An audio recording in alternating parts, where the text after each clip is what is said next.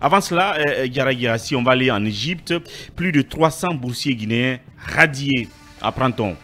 Oui, bien sûr, ce sont des étudiants qui n'ont pas perçu leur bourse d'entretien, mais également leur prime de vacances. Donc, parmi ces étudiants, nous apprendons il existerait des étudiants qui sont malades, qui comptent justement sur ces modiques sommes pour se faire soigner.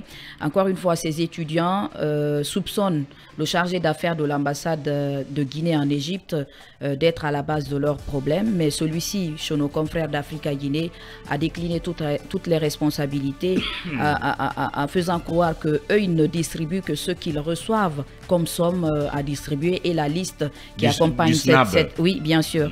Et qu'ils auraient justement écrit au service extérieur, des bourses extérieures, mais après, il n'y a pas eu de réponse. Également, la même chose au ministère des Affaires étrangères. Donc, c'est un certain Fodé Bangoura qui est le chargé d'affaires de l'ambassade de Guinée en Égypte. Donc, il rapporte chez nos confrères d'Africa-Guinée que depuis son avènement à l'ambassade en 2022, il a procédé à des paiements de bourse. Donc, pour le premier groupe, il avait payé 205 étudiants. Pour le deuxième groupe, il avait payé, je crois, 105. Le troisième, c'était 73. Et puis, le quatrième groupe, cette fois-ci, c'est 53 étudiants qui ont été payés, alors qu'il y en avait d'autres qui n'ont pas été payés par rapport aux bourses d'entretien. Mais il rappelle également que c'est une situation qui ne concerne pas que les étudiants guinéens en Égypte, que c'est une situation généralisée dans les autres pays où se trouvent des étudiants guinéens.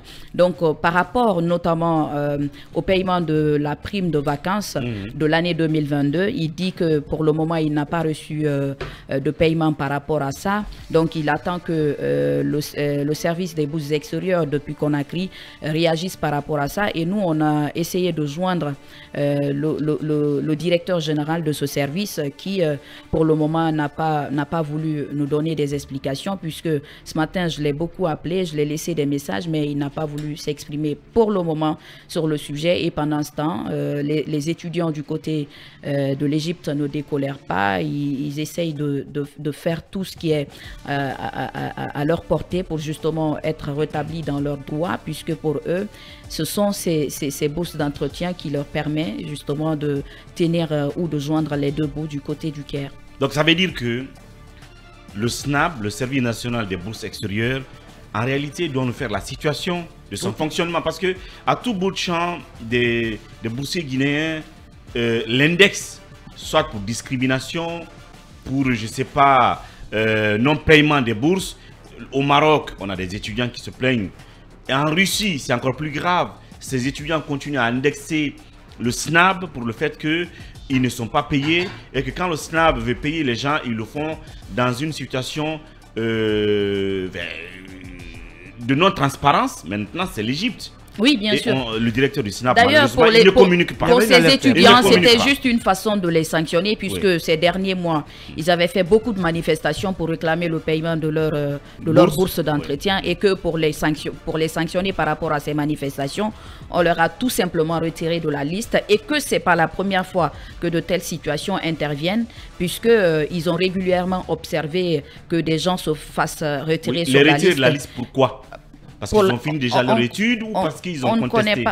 Non, ce sont des étudiants qui sont en situation de classe. Bien. Selon même le chargé d'affaires qui est intervenu chez nos confrères d'Africa-Guinée. Oui. Donc il y a lieu que le directeur du SNAB communique, parce qu'il est beaucoup plus reproché. Il est indexé par beaucoup de compatriotes étudiants aux 4 coins du monde. En attendant qu'il parle, moi je voulais juste explorer la piste que Diarra vient de donner. Oui. On avait été alerté par beaucoup d'étudiants comme quoi un règlement de compte allait suivre leur mouvement. Bien. Ils l'ont dit dans les émissions ici, ils sont passés pour dire que ils apprennent qu'on est en train de les retirer sur la liste de paye pour leur fait de manifestation dans les différentes ambassades. Bien. Et si aujourd'hui, on apprend qu'il y a des étudiants qu'on payait régulièrement qui aujourd'hui ne sont plus payés, ça veut dire que c'est, comment on appelle, la menace qui est mise à exécution. Et vous ne pouvez pas, pour des faits de manifestation, pour des faits de grève, couper le vivre ou le droit de ces étudiants. C'est pas normal. Le directeur devait s'expliquer. Sinon, les étudiants nous avaient alertés, et aujourd'hui on est en train de voir que pour des faits de manifestation, de revendication des droits. Bien. On est en train de sanctionner des étudiants guinéens, ce qui n'est pas normal. Et Talibé Bari, Le SNAB est adossé ou bien est sous la tutelle de la présidence. Oui. Ça ne devrait pas arriver. Le SNAB est sous tutelle de la C'est présidence. la présidence. Donc, Mais comment cela... Mamadi Doumbouya, ça doit être son affaire. Mais comment cela peut arriver? Oui. Encore sous l'ère de la refondation. C'est pas normal. C'est les Guinéens qui sont là-bas. Bien. Ce qu'ils gagnent ne vaut même pas, en tout cas, quelque chose. Comparé aux bourses des autres nationalités. Et encore, vous des coupez ça autres pour les pays, sanctionner. oui. Je crois que la refondation n'a pas conseillé ça. Et Talibé, cela, justement, à juste raison, suscite chez les jeunes, nos jeunes frères qui, cette année, ont été boursiers pour d'autres pays, notamment le Maroc, ont peur. Malgré qu'ils ont été célébrés parce qu'ils ont été premiers de la République, deuxième de la République, on leur dit qu'ils vont aller étudier au Maroc. Mais ces jeunes gens ont peur. Ils ne veulent pas partir au Maroc parce qu'ils regardent la situation de leurs aînés, qui ne reçoivent pas leur bourse, qui tirent le diable par la queue. Et je crois qu'ils sont passés dans ce studio ici, dans l'émission politique du soir, de 21h. Donc, ces gens ont peur. Est-ce qu'il y a justement, c'est pour ces raisons pareilles, que ces jeunes gens doivent avoir peur, doivent hésiter avant de prendre le vol? Oui, quand le SNAB snob nos étudiants, nos boursiers à l'étranger, ça fait peur. Parce que, comme vous l'avez dit, le rêve des élèves guinéens, c'était d'être boursier. De pouvoir et donc poursuivre des études à l'étranger. Mais la situation dans laquelle ils se retrouvent très souvent, justement, les place entre deux chaises.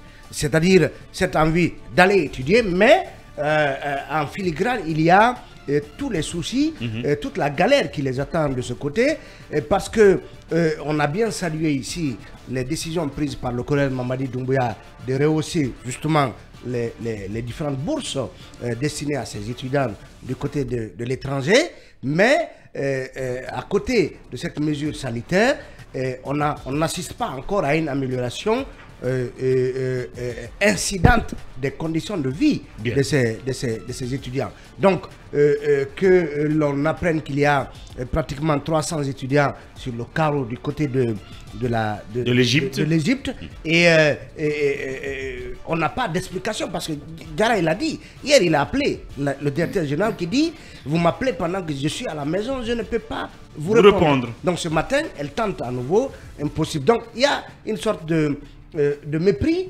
vis-à-vis, parce que quand vous ne le faites pas à un journaliste, vous le faites à la population, aux citoyens, parce que c'est nous qui servons de relais pour justement donner des explications. Et c'est eux qui ont juré sur le Coran ou la Bible, qui sont au service de la République à tout moment et en tout lieu. Et nous sommes favorables aux différentes réformes qui feraient qu'il y ait moins de saignées financières en direction de ces boursiers. Parce qu'on le sait, il y a il y a une nébuleuse justement qui se sucre, qui se beurre sur justement les dépenses liées à ces bourses à l'étranger. On est favorable aux réformes, mais les ayants droit, ceux qui sont justement en situation de pouvoir percevoir ces bourses, doivent pouvoir y accéder, et que justement il n'y ait pas parfois, comme l'un semble dire, des relents de sanctions ou de règlement de compte si des gens estiment nécessaire de battre le pavé pour revendiquer